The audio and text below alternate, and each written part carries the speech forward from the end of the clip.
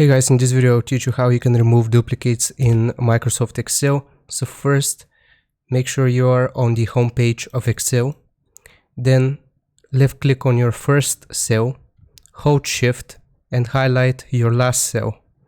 So they're all highlighted like so. From here, we want to, like I said, make sure we are on the home page and select conditional formatting.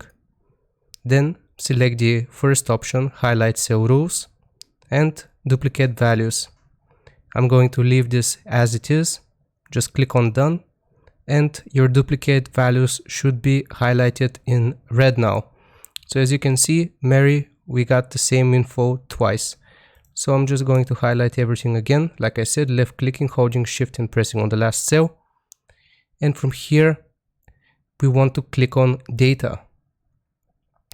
In order to remove duplicates, you have this option right here which says remove duplicates. If we press on it, we can select all columns or just one or two, depends on you and what you want to do with this.